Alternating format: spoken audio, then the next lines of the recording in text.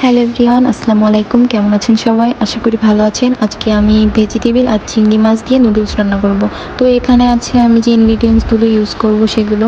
এখানে আছে বরবটি, সিম, গাজর, টমেটো, চিংড়ি মাছ, ১০-১২টা কাঁচামরিচ আর একটা পেঁয়াজ কেটে নিয়েছি। এরপর সয়া সস আর ১ প্যাকেট নুডলসের মশলা। এরপর আমি একটা বলে ১ মগ পানি নিয়ে নিলাম, হাফ চামচ পরিমাণ লবণ দিয়ে দিলাম। এবার আমি কেটে রাখা বরবটি, সিম এবং গাজর দিয়ে দিলাম।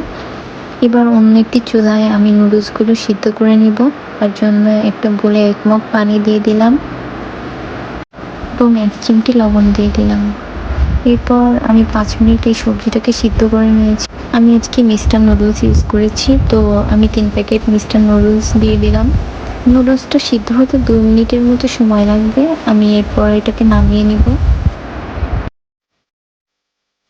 আর এখানে আমি যে সবজিটা সিদ্ধ দিয়েছিলাম সেটা হয়ে গেছে।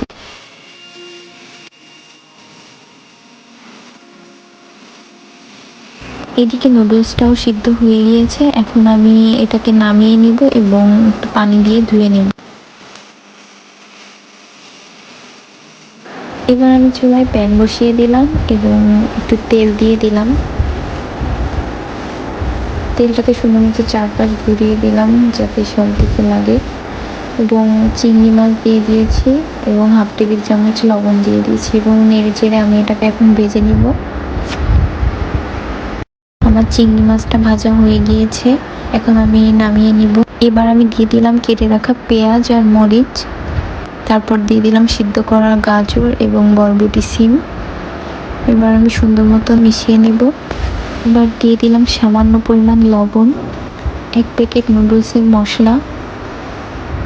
এবার আমি সবকিছু একসাথে ভালো করে মিশিয়ে হালকা ভেজে নিব।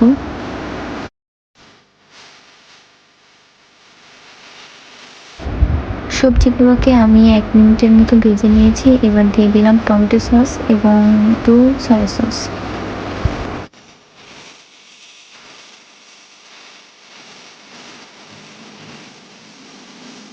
এবার আমি অ্যাড করে দিলাম কেটে রাখা টমেটো। আমি এটাকে ১ মিনিটের মতো একটু ভেজে নেব হালকা। এখানে সে আমার সাথে বসে বসে রান্না দেখছে এবং পর্যবেক্ষণ করছে আমি ঠিকঠাক রান্না করছি কিনা।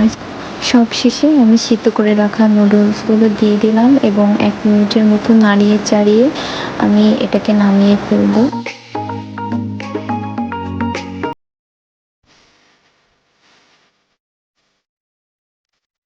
এবার আমি ভেজে রাখা চিংড়ি মাছগুলো দিয়ে দিলাম, দিয়ে আমি এখন এটাকে নামিয়ে ফেলবো।